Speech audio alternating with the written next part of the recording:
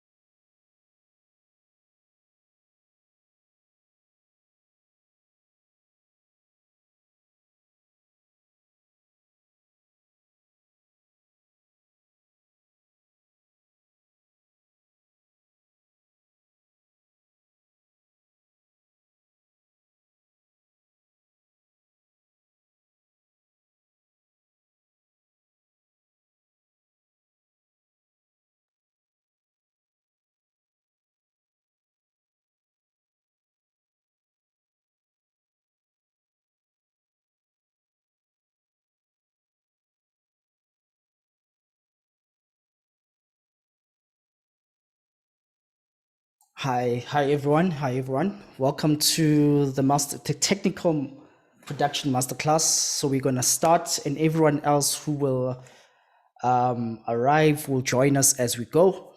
So we don't have a lot of time. So we are gonna go straight into it.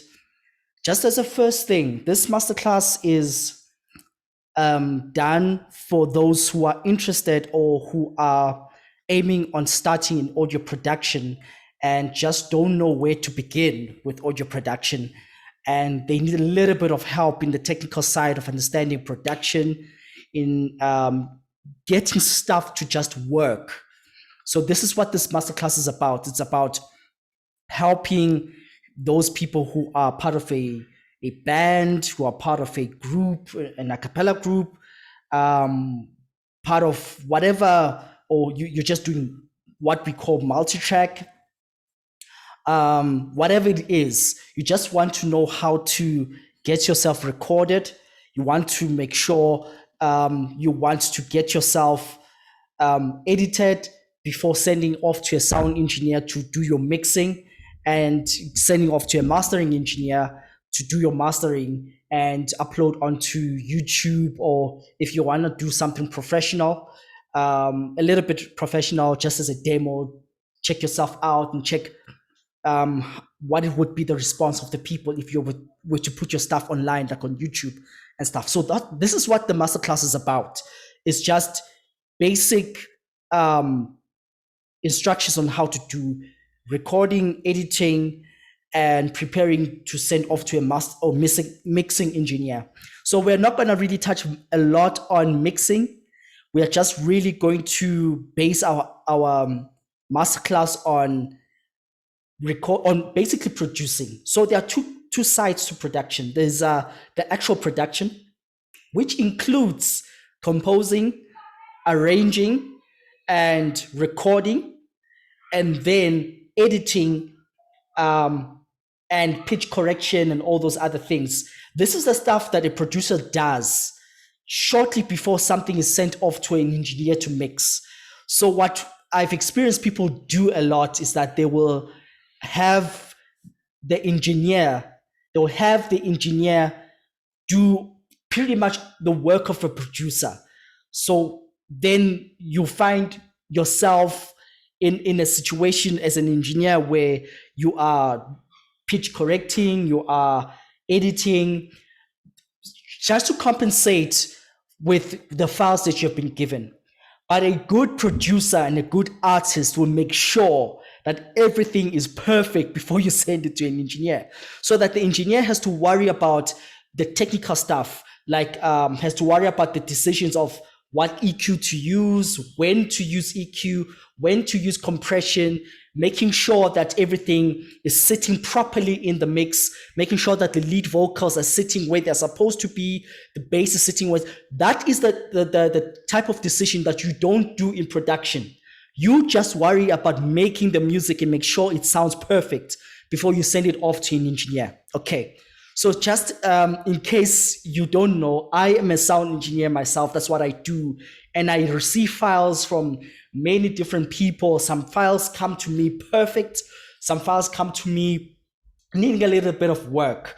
But the type of people I work for are people who are doing this thing out of the love of a cappella music, out of the love of just making music. And so I don't want to frustrate them by saying, hey, this thing, the way you recorded it, or the way you recorded your multi-track, it's a little bit out of in timing. I don't want to frustrate them. So I just do the work myself of production. So the one thing you need to realize as a producer or as an artist who you are doing you're recording yourself, what you want to really remember is this.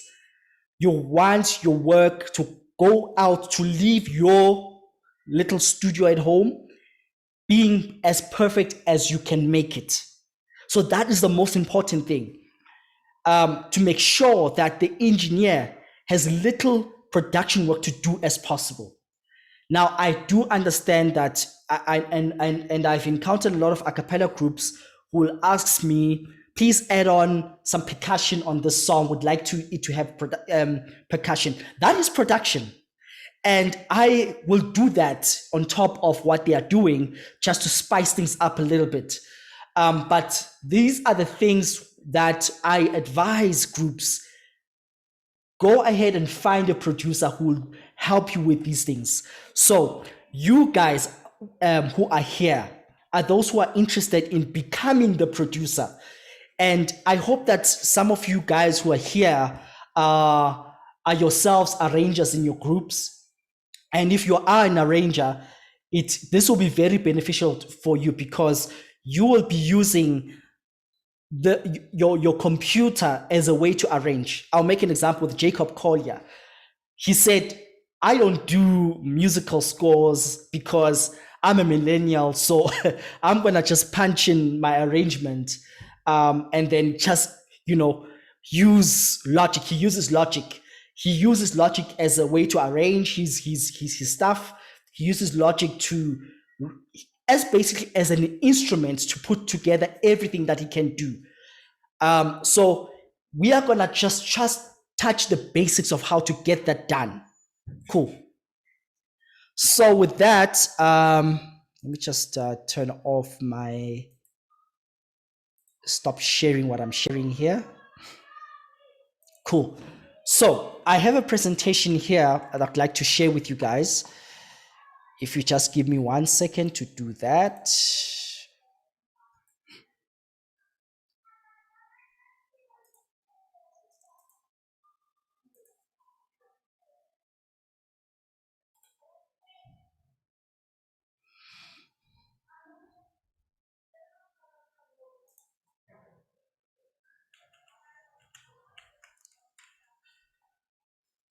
Okay.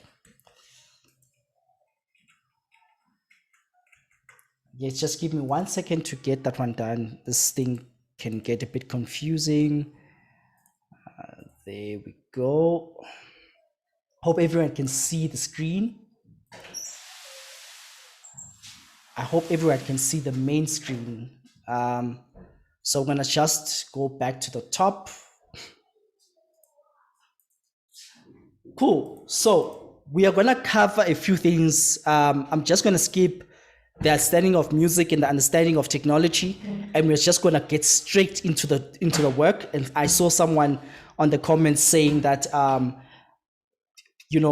is there going to be an example? Yes, there's going to be a practical example. I'm going to show you how stuff is done. I use Pro Tools, but the same principles apply when you're using Studio One Pro, when you're using Logic Pro, or when you're using any piece of software that's got the tools. You can use it to get this work done.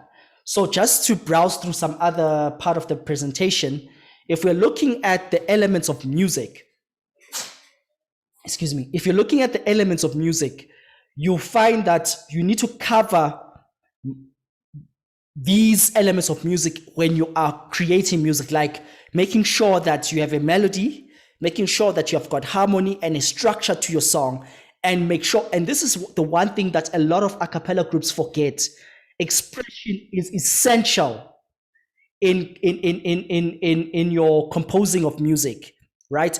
Making sure dynamics is the difference between the low, the soft, and the loud parts of your song. Make sure that these parts of the song are part of the music as you're recording. Making sure that articulation, when you express your words, they're expressed in the correct manner. Okay. So just to cover a little bit also of understanding technology, there are many different ways of doing recording, and I'll share with you this presentation, because there are links at the last slides that will help you in deciding what to do. So if you already have a computer, you can just get started with just deciding on what type of interface you're using, what type of microphone that you're using. I'd advise that if you don't have anything and you want to get started, just get yourself a USB microphone and a good pair of headphones. That's a good place to start. So now, jumping straight into the example, I just want to show you certain steps to take in order for you to get started. Okay, let me show you a few examples of what to do to get started. So I'm going to share my screen. I've got a Pro Tools session open here. I'm going to share the sound. Hopefully you'll hear it in full HD. I hope you can see what I'm sharing with you here.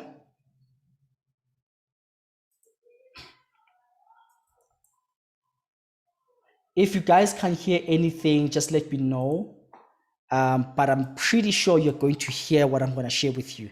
Okay, just to give you a little bit of a background. I recorded this about 12 years ago. Actually, no, I'm lying. 11 years ago with a friend of mine, Thabiso Mujapilo. Some of you may know him.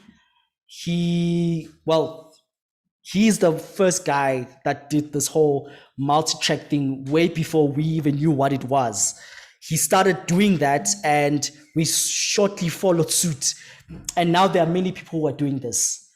So I'm going to show you how to get your recording done through this. So this is already have been recorded, and I'm pretty sure that most of you know how to record stuff. So how do you then prepare what you have recorded for it to go to an engineer, or for it to be ready to mix, or for it to be something that you can just slap on a reverb and put it on YouTube and it will sound good? The secret in getting a good sounding mix is not just in sending it to a proper sound engineer, but is in getting it sounding right, getting it sounding musically correct. If it doesn't sound musically correct, no amount of equipment that you have is going to make it sound better.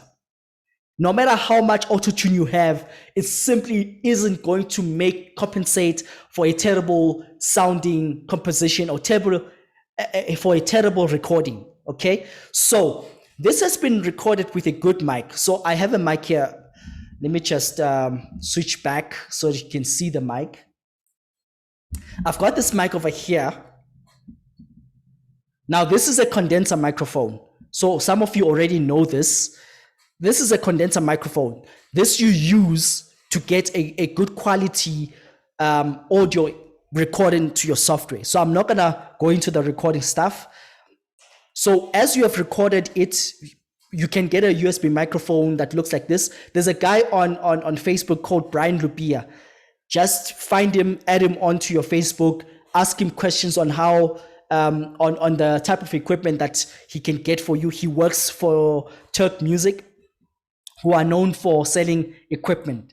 Okay, get yourself a good microphone, a good set of headphones, and you're good to go. So the first thing that you want to do is, in Pro Tools and in Logic and in many other softwares that are similar to Pro Tools, there's something here called monophonic, a monophonic TCE. TCE simply means time, compression, and expansion. So time, compression, and expansion, its job is to make sure that you can expand a piece of audio and compress a piece of audio. Do you see what I'm doing with the audio here?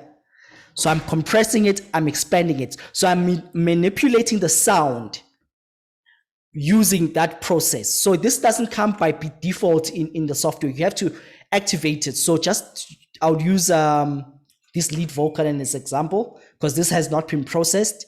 So what I do here is come to this thing over here and select monophonic. So when you're working with voice or you're working with an instrument like a bass guitar or a lead guitar, something that is monophonic, that has that plays one note at a time, the best thing to select here is monophonic. You have the same thing in Logic and in Cubase.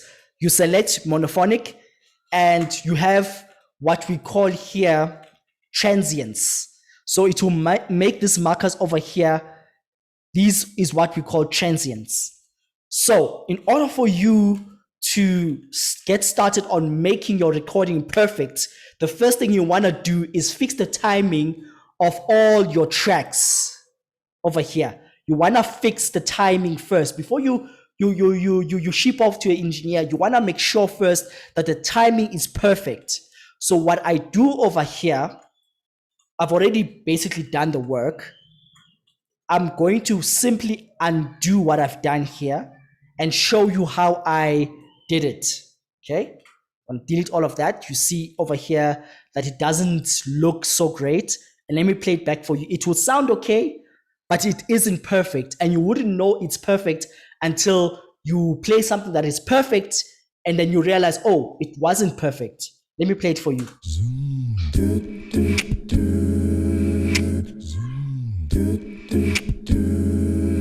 You hear it sounds okay. It sounds like someone who sort of kind of knew what he's doing. But as with when you're doing multi-tracking, you cannot avoid pitch problems. You cannot avoid timing problems. You're gonna have to come back and try to correct these things. If you can get them perfect in recording, great. But if you can't, then this is a way to get it perfect. So I have this tool over here called Quantize. So the same tool you can find in Logic, you can find in Cubase, you can find in Studio One Pro. So what I do when I feel a little bit lazy is select all the tracks that I want to align and correct and just simply press apply. So it will then make sure that all of these parts are matching. Okay. So I'm going to do the same for all of them. Select over here, apply. So it all aligns them perfectly in time. Okay. So another quick thing that I want to show you guys is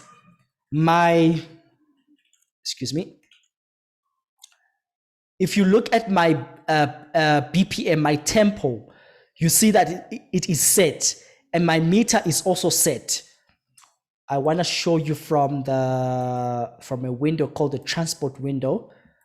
If you look over here, you see that my meter is set to 4x4 and my tempo is set to 150.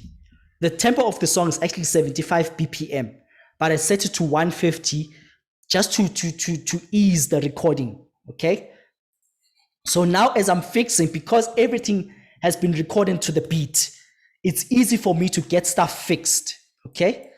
So I'll come over here as well and get it fixed. So sometimes it becomes a little bit difficult to get it fixed.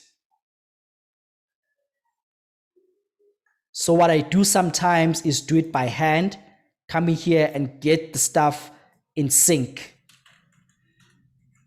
Okay, so I think that's all done. So when you play it back, all right, I'll just simply undo the rest of the track so that you will hear how it sounds compared to the rest of the song that has not been corrected.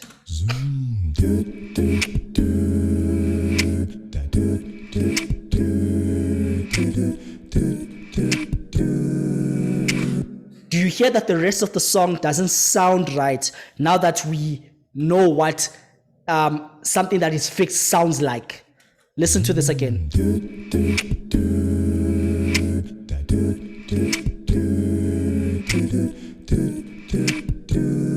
Let me undo that.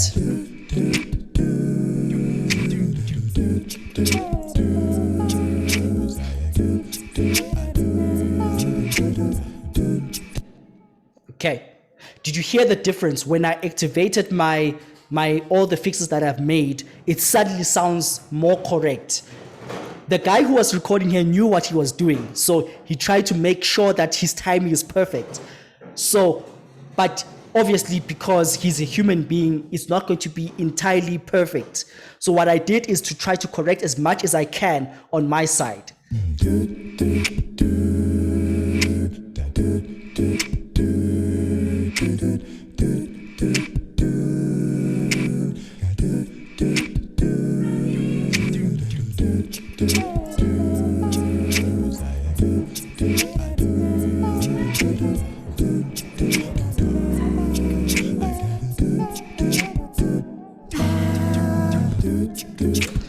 So all these markers that you're seeing here are all just trying to correct the time as close as possible and making it sound as musical but as human as possible.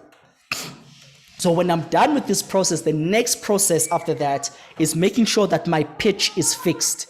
And how I do that is by adding something we call Melodyne. There are a couple of tools. You find them also on Logic. Comes with its own pitch correcting thing called Flex Pitch. You can use that as well to get your pitch done. So I'm going to use here as a way of an example, I'm going to use Melodyne.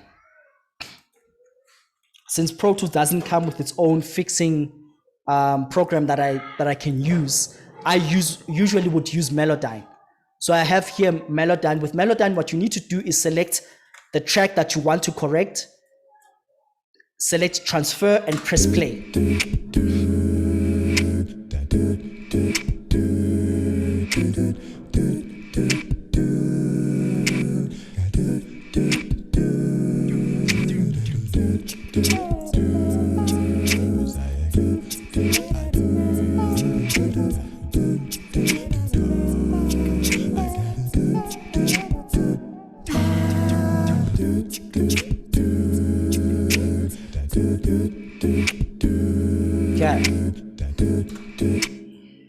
Okay, so when Melodyne is done basically getting your stuff, so it will have your vocal here and it will show you where the pitch is supposed to be.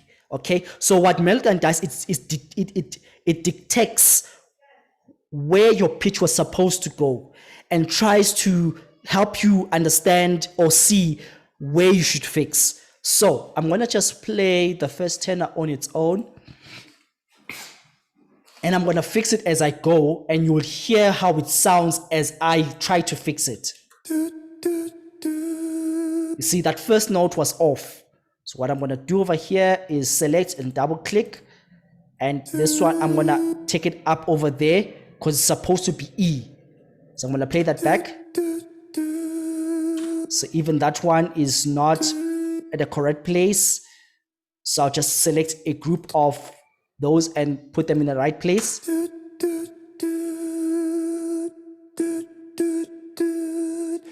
You see now it's already sounding correct in terms of pitch. Now there are going to be several artifacts as you fix, but that's okay because when you play the whole thing as a whole, you will hear that some of those pitch or those artifacts are hidden away within whatever else is happening in your song. Okay, so I'm going to continue fixing this guy over here because, well, in terms of pitch, it was yeah, a little bit challenging. But this is one of the easy songs to correct because I mean it's pretty straightforward. It sings 2 notes throughout the whole song. So you keep going with it, and I'm just going to listen back now.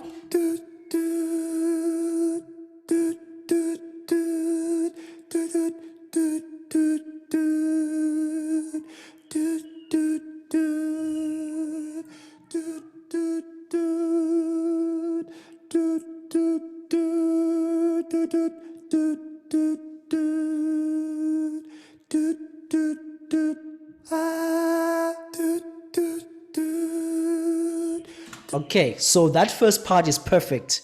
So I'm going to do again the second part as well. I'm just going to show you 2 of them, and then you'll see after that I'll just play back what we've got so far.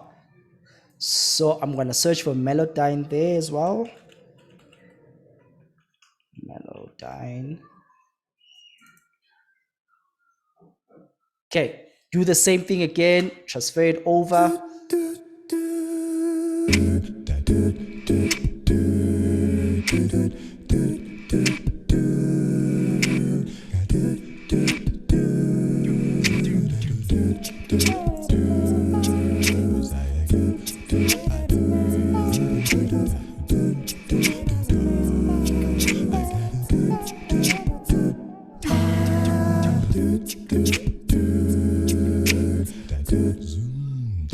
So I'm gonna just play the first part and the second part on their own. Do the same thing that I did with the first one. Select, double click so that it will put them where they're supposed to go.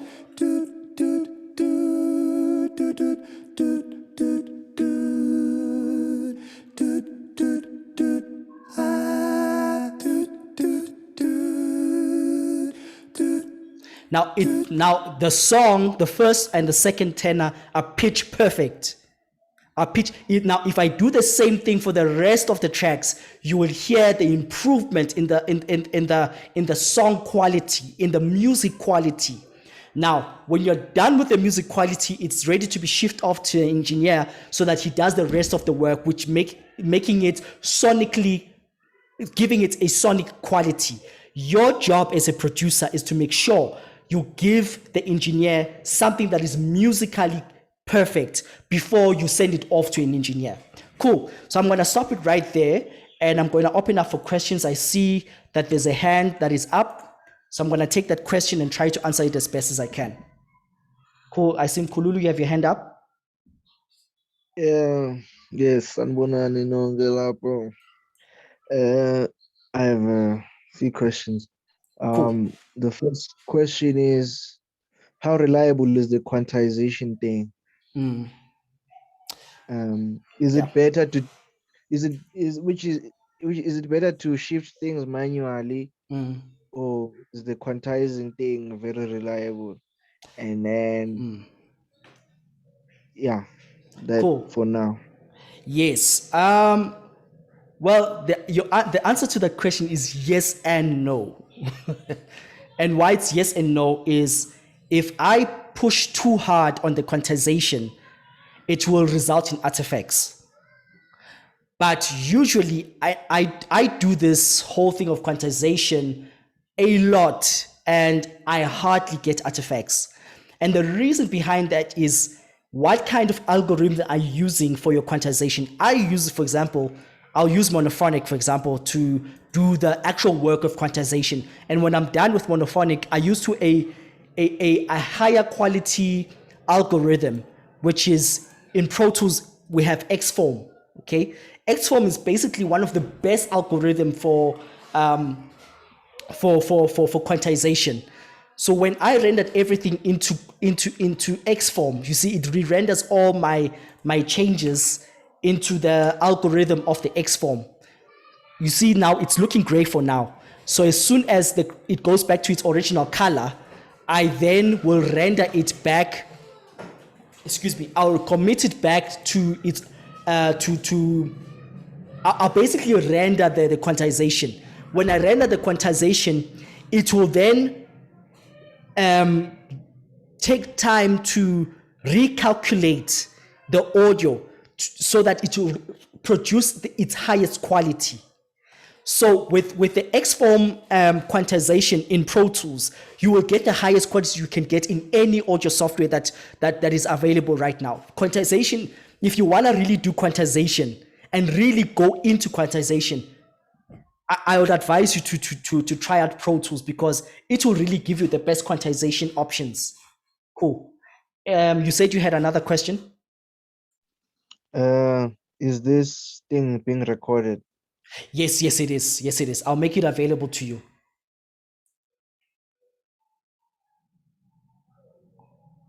All right, all right. Cool. Anyone else with a question?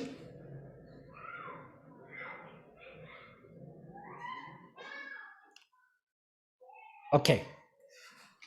Sorry. Yes. My name is Steve Rundu. Thank you very much for this particular masterclass. I'm a beginner, really much more a beginner than most of them might be. So forgive my questions. They might be a little bit more basic.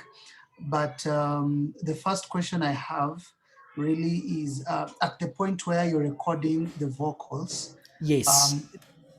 What, as a producer, what are the things you need to take care of in terms of getting the quality sound into the system, into the computer? So what are the really important things to take care of? I think the first thing, sorry, I'm going to stop this presentation. I'm going to share with you a presentation over here. If you just give me 1 second. I'm going to share with you a presentation where I go into details on basically how to get a setup going. Okay, so sorry, I'm trying to share that presentation quickly. If you can just give me 1 second.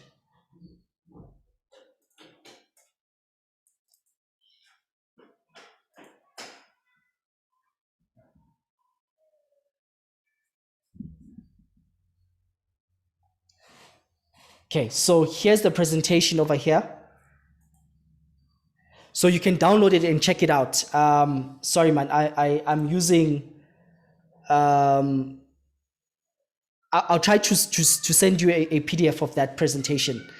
Okay, so one of the things that you need to consider, the first thing is getting yourself a good quality microphone. My recommendation is if you're on a budget, get a USB microphone and make sure that it is a condenser microphone. So if it looks something like what I'm using right now, right?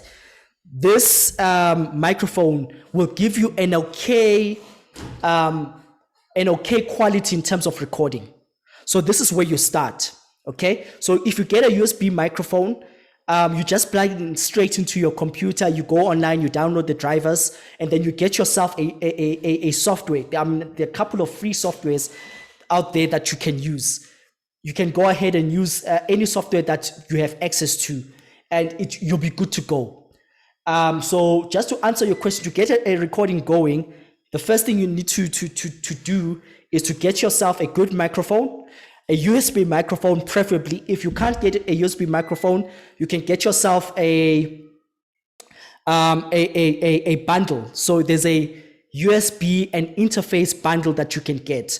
So there's something called an audio interface that you can get. There are a couple of options. If you look at the presentation, at the last part of the presentation, let me just share that with you. There are links over there of other tutorials that you can go through that will present you with a couple of stuff that you can take a look at. For example, I shared a link here on choosing a computer and choosing a recording device that you can use. So go through these videos and they'll help you in selecting a software. With this particular masterclass, I was just trying to go through some of the important things to do as you prepare to go to a mixing engineer. I hope I answered your question.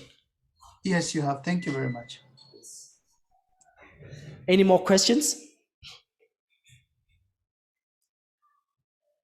Yes, yes. Yes, I do have a question. Yes. I can't know what's my question. Why am I forgetting my question? Okay. With the slicing thing, the whole like it trying to get things in line and stuff. Yes. Okay, the pitching stuff. How far, to what extent can you go with it? Yeah, with pitching, for example, I'll let me go back to Pro Tools. And I want to just show you a practical example of what you don't want to do with pitch. Okay, so I'm just going to play back parts of this. Let me just see if I can get it selected. I just select a part there.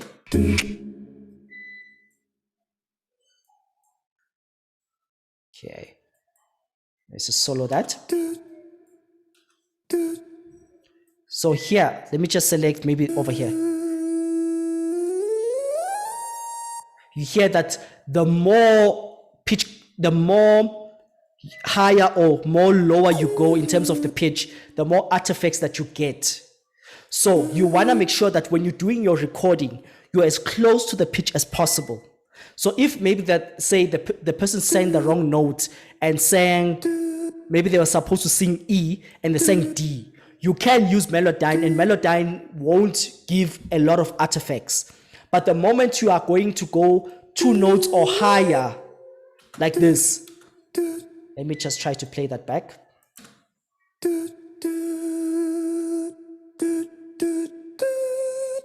Did you hear that it has more artifacts than in comparison to it being here? So at first, the pitch, if I would just undo that, it was first slightly flat. It was slightly flat. So all I did is just made it go straight on the note. So when you do that and you do like very minor pitch corrections, like if it's just a little bit flat, you just take it and make it a little bit on the pitch center, you are not going to have as many artifacts as if you were to take this whole part, all of it, and make it a different thing altogether. That is when you're going to get artifacts. I hope I answered your question. Yeah, you did. And then I'm looking at that thing. I'm looking at that diagram. Yes. Wait, I'm trying to split my screen. What's going on now? Okay. Is everything like on one note? Is everything like on two, like the way it's split there? Yes. Let me just share my screen again. Yes, I'm listening. Yeah.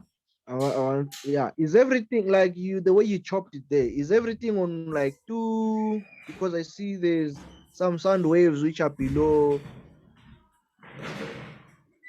Yes, let me see if I understand what you're saying. Yeah, like just play it. Okay. You see it's on one line there. Mm-hmm. It's on one line. Mm-hmm. Ah. Okay. That's another note, né? Mm-hmm. Okay, no. I get it. And then that wave inside the wave, that line. I Inside the wave. yeah, So like the bulk thing that you see there, the one that I've selected now, this is just telling you in the overall summary of the pitch. The line inside it, that is actually what you that is the pitch itself that the person's actually singing. okay. So to what extent can you stretch it? Well, unfortunately, I'm using for this example a cheaper version of Melodyne. But with Melodyne, what you can do is you can pitch, you can fix, you can straighten that line. The more straight it is, the more T-pain it will sound like. Oh, so you don't want to T-pain it. You don't want, unless of course, if you are going for that effect deliberately, then that's when you do it. Oh, okay. Yes. And then with the chopping, like when you're aligning things. Yes. Let me close melody. I'd like to confirm that it's more difficult to chop when you didn't use a metronome. Yes, yes, it is. Yes, it is. But there are other ways of obviously of doing it. Obviously, when you do your recording, you want to make sure that your the first part that you lay, is as close to perfection as possible. So then, obviously, when you record, you're going to listen to your first part and then add your other parts as well on top of the part that you've already recorded, right? So as you do that, you want to make sure that you align your other part to your first part. So then it will still sound musical. Okay. But obviously, I'll show you an example of doing that over here. So let's say we are aligning, let's just say this thing was a little bit out like that. And we want to align this part to the first one. So what I can do is simply shift this to match this as close as possible. It doesn't have to be 100% perfect, just as close as possible. So I'll do the same thing over here. You see, so it's easy for me to just align it if I'm just having something to work to align it to. But if you have recorded everything to time, it makes it even easier for you to do it. You just use quantization and you're done. Okay. So usually when I do pitch correction, usually stuff doesn't come to me with a BPM. So I have to align it to the best part that I could find in the song. Okay. Yeah, I hope that makes sense. Yeah, it makes sense. Cool. All right. Any more questions? I'll just take the last question, then I'll close.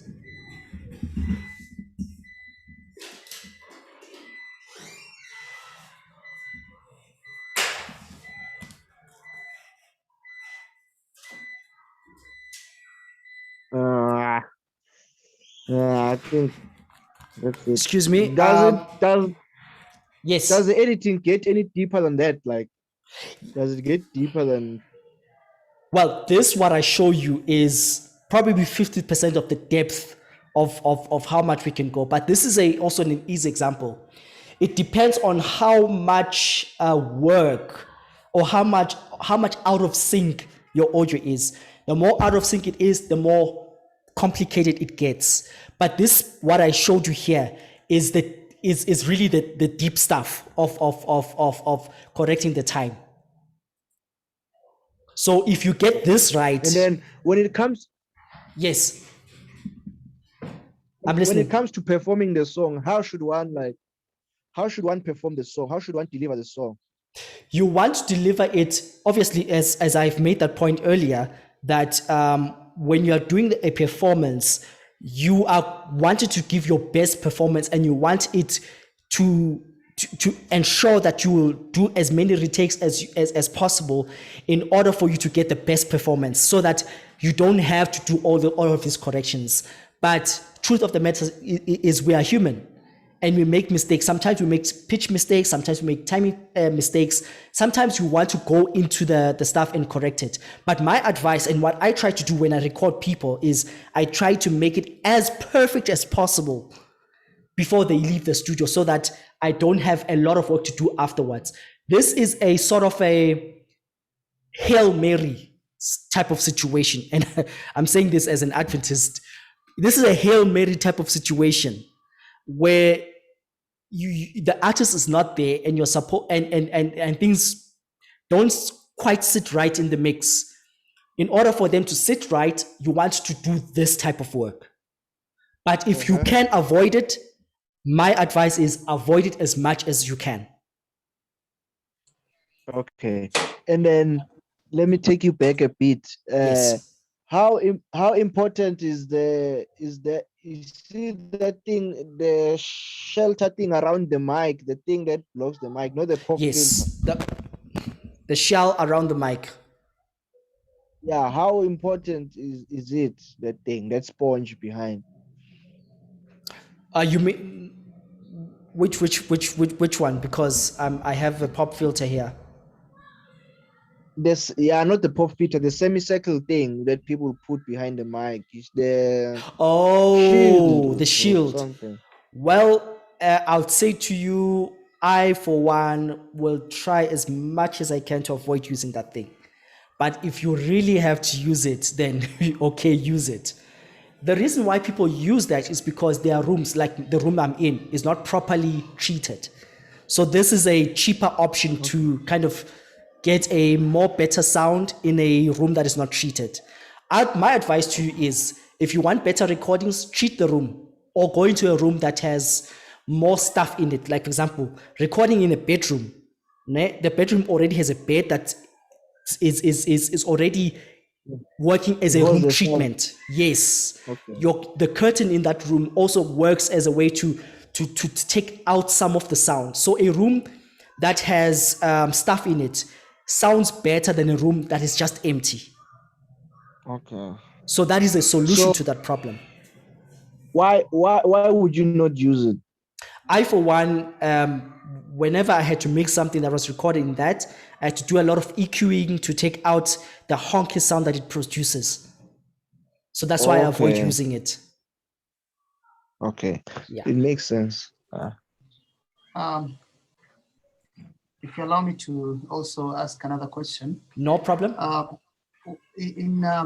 What's the balance while you are aligning the pitch and Yes.